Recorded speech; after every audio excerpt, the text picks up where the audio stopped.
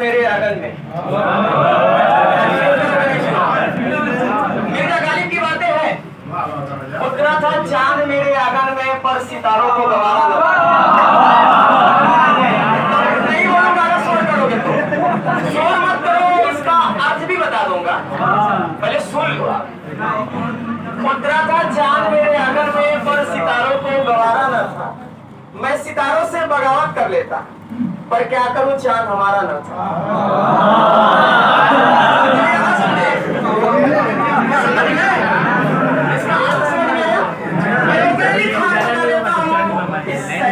मिर्जा गालिब ने, मैं मिर्जा गालिब की किताबें भी रखता हूँ। मिर्जा गालिब ने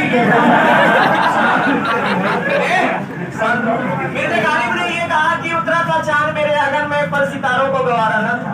यानी कोई लड़का किसी लड़की से मोहब्बत करता था। सुनो यार, तो उसने ये कहा कि उतरा था चांद मेरे आंगन में पर सितारों को गवारा न था। कोई लड़का किसी लड़की से मोहब्बत करता था तो तुम्हारे जैसे और लोग थे, देख के जलने लगे। इसका अर्थ ये, तो उसने ये कहा कि उतरा था चांद मेरे आंगन में पर सितारों को गवारा न था। मैं सितारों से बगावत कर लेता, यानी आप लोगों से मैं बगावत कर लेता।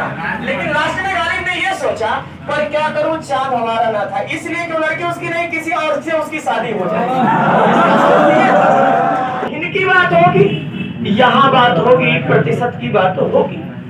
अर्थात कहने का मतलब है कि अगर मैं भिन्न का कहूं कि ए बाई बी के रूप में मैंने नोट कर दिया, ए बाई बी के रूप में मैंने नोट कर दिया, मैं कहूं इसे परसेंटेज में चेंज करो, मैंने कहा इसे परसेंटेज में करो, तो प्रतिशत को कभी भी परसेंटेज में चेंज करने के लिए हमेशा याद करना, प्रतिशत को कभी भी भिन्न को कभी भी परसेंटेज में चेंज करने के लिए, भिन्न को कभी भी परसेंटेज में चेंज करने के लिए प्यारे बच्चों अंश में हमेशा 100 से क्या करेंगे, गुणा करेंगे। तो यही स्थिति किसमें कन्वर्ट हो जाएगी, आपकी प्रतिशत में कन्वर्ट हो जाएगी। अर्थात किसी भी प्रतिशत को भिन्न में बदलने के लिए, किसी भी प्रतिशत को भिन्न में बदलने के लिए हर में क्या करेंगे जी, 100 से भाग दे देंगे। अर्थात कहने का मतलब है कि अगर मैं लिखूं यहां से 20%, तो 20% का मतलब कि 20 बटा में कितने का होगा, 100 का होगा। अगर सर इसी 20% को परसेंटेज में चेंज करना हो तो मैंने कहा कि अंश में 100 से क्या कर देंगे, गुणा कर देंगे, तो यह वैल्यू किस में आ जाएगी सर, परसेंटेज में आ जाएगी। सर इसमें जो होगा एक भिन्न और सर और एक प्रतिशत दोनों में समान संबंध होता है। सर भिन्न का ही रूप एक प्रतिशत होता है और प्रतिशत का ही रूप क्या होता है, भिन्न होता है। हर एक भिन्न का प्रतिशत हो सकता है और हर एक प्रतिशत का भिन्न हो सकता है। बात समझ पा रहे हो, हर एक भिन्न का प्रतिशत हो सकता है और हर एक प्रतिशत का सर क्या हो सकता है, भिन्न हो सकता है। जैसे मैं अगर मैं बच्चों लिखूं, यहां से मैं लिखूं आपको 30%, तो इस प्रतिशत का अगर भिन्न लिखूंगा तो 30 बटा में कितने का होगा, 10, 100 का होगा। अगर मैं घटा दूं तो 3 बटा में कितने का, 10 का। यानी कि बच्चों यहाँ 30% कितने के बराबर है, 3 बटा 10 का। तो बच्चों अगर इसे ही मुझे परसेंटेज में कन्वर्ट करना हो, 100 से अंश से गुणा कर देंगे। बच्चों ये कैंसिल होगा, 3 दहा में कितने परसेंट हो जाएंगे, 30%। अर्थात कहने का मतलब है भिन्न का ही दूसरा रूप प्रतिशत होता है और प्रतिशत का ही एक रूप सर क्या होता है, भिन्न होता है। इतनी बातें क्लियर होंगी। सर कभी भी 2 बातें यहाँ हमेशा याद कर लेना। सर यहां से हर जो होगा, जैसे मैंने भिन्न लिखा P बाई Q, जो ये हर होगा बच्चों, ये जो होगा क्या होगा, अंश। सर भिन्न जो होगा भाषा के हिसाब से हमेशा प्यारे बच्चों क्या होगा, मूलमान होगा। भिन्न जो होगा भाषा के हिसाब से हमेशा क्या होगा बच्चों, मूलमान होगा। अर्थात इसे क्या कहोगे, प्रिंसिपल कहोगे, प्रिंसिपल कहोगे। प्यारे बच्चों आपको यह कठिनाई होती है भिन्न में, क्या एक चीज ये कि कभी कहां 100% में जोड़े, कहां 100% में घटाए, ये चीजें आपको ज्यादा कठिनाई करती है। जैसे मैं यहां से आपको बताऊं कि मैं कह दूं कि किसी व्यक्ति की आय जो थी 500 रुपए थी, किसी व्यक्ति की आय जो थी कितने रुपए की थी? 500। मैंने कहा कि इसकी आय में 20% की वृद्धि हो गई। मैंने कहा कि इसकी आय में 20% की वृद्धि हो गई। अब उसकी आय क्या होगी? तो बच्चों बात दरअसल ये है ना, आप जो है कहानी बना रहे हो क्या? मैंने कहा कि एक व्यक्ति की आय कितने की थी? 500 रुपए की। इसकी आय में कितने परसेंट की वृद्धि होगी? 20%। तो अगर मैंने कहा कि कोई भी नंबर, ये नंबर खुद में सर कितने परसेंट हो गया? 100%। अर्थात अगर आपके पास वर्तमान में 1 रुपए ही है, अर्थात आपके पास वर्तमान में 10 रुपए ही है, तो आपके लिए प्यारे बच्चों वो 100% हुआ। 1 रुपए ही आपके लिए वर्तमान में कितने परसेंट होगा? 100% होगा। तो कहने का मतलब है कि अगर उस व्यक्ति के पास अगर 500 रुपए है, वर्तमान की स्थिति में उसके लिए कितने परसेंट होगा बच्चों? 100% होगा। इतनी बात समझ पा रहे हो सारे लोग? इतनी बातों को समझ पा रहे हो? तो बच्चों यहां से ये देखो कि यहां से अगर मैं इसे लिखूं कि 20% की वृद्धि हो गई, अगर केवल मैं 20% की वृद्धि निकालता हूं कि कितने रुपए की वृद्धि हुई, अगर मैं केवल 20% को लूं और कहूं कि कितने रुपए की वृद्धि हुई, अगर केवल मैं इस परसेंटेज के वैल्यू को लेता हूं, कोई 100% का खेल नहीं खेलता हूं, तो यह पता चलेगा कि कितने रुपए की इसकी आय में क्या हो गई? ग्रोथ हो गई, वृद्धि हो गई। तो अगर मैं लिखूं 500 गुणे 20 बटा में कितने का? 100 का, अर्थात इसके आय में अब कितने रुपए की वृद्धि होगी? 100 रुपए की। तो 100 रुपए की वृद्धि हो गई। पहले उसे मिलता कितने का था? 500 रुपए। अब 100 रुपए और जुड़ जाएंगे तो बच्चों उसे अब मिलेंगे कितने रुपए? 600 रुपए मिलेंगे कि नहीं मिलेंगे? यानी कि अब उसे जो मिलेगा बच्चों, अब 600 रुपए उसे मिलेगा। अर्थात अगर इसी 20% में आप बच्चों 100% प्लस 20%, अर्थात ये 100% हमारे किसको रिप्रेजेंट कर रहा था? 500 को रिप्रेजेंट कर रहा था। मुझे एक्स्ट्रा सर कितने परसेंट का डाटा निकालना? 20% का। तो मैंने कहा कि 100% में 20% जोड़ दे तो कितना हो जाएगा? 120। अब वो कंपनी से लेगा कितने परसेंट? 120%। तो प्यारे बच्चों अगर मैं 500 का 120% निकालूं, 120 बटा में कितने का होगा? 100 का। तो ये 2 जीरो से 2 जीरो 12 बचे कितने का होगा? यानी अब कंपनी उसे कुल कितने रुपए देगी जी? 600 रुपए। अर्थात कहने का मेरा तात्पर्य है, आप अगर चाहोगे तो केवल नंबर ऑफ परसेंटेज से भी निकालोगे तो नंबर ऑफ परसेंटेज यह रिप्रेजेंट करेगा भाषा के हिसाब से कि कितने रुपए की वृद्धि हुई या कितने रुपए की क्या हुई? कमी हुई। कितने रुपए की वृद्धि या कितने रुपए की कमी। अगर यही चीज कहता कि 20% की कमी हुई तो आप इनडायरेक्टली करते क्या कि 20% से ही निकाल देते कि कितने रुपए की कमी हुई। अगर आप 100% का खेल खेलते, पहले कंपनी उसे 100% देती थी, उसकी आय में अब 20% की कमी हो गई, अब उसे कंपनी कितने परसेंट देगी जी? 80% देगी। यानी 500 का अगर 80% निकालोगे बच्चों तो 400 रुपए हो देगी कि नहीं देगी? बात समझ पा रहे हो सारे? किसी को कहीं से दिक्कत है? तो बच्चों कहने का मतलब यह है कि आप जाओ तो नंबर ऑफ परसेंटेज को भी ले सकते हो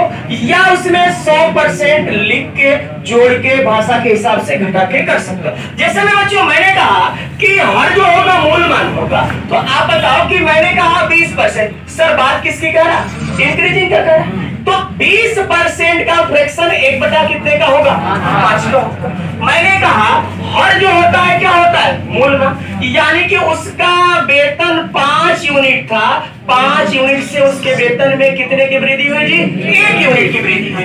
5 यूनिट से उसके वेतन में कितने यूनिट की वृद्धि हुई? 1 यूनिट की वृद्धि। तो आप बच्चों बताओ कि इस 5 यूनिट का मान कितना दिया हुआ है? 500। क्योंकि यह मूल मान तो यह भी क्या? मूल मान। मूल मान बराबर मूल मान, यानी 5 यूनिट बराबर कितना? 500। यानी 1 यूनिट बराबर कितने का है? 100। तो सर 1 यूनिट की वृद्धि ना है, 1 यूनिट की वृद्धि है और 1 यूनिट का मान कितना आ गया? 100। तो बच्चों कहने का तात्पर्य यह है कि अब मैं कहूं फ्रैक्शन के मेथड से तो उसकी आय में कितने रुपए की वृद्धि हुई? 100 रुपए की। अब पाता था 500, अब पाएगा सर कितना? 600।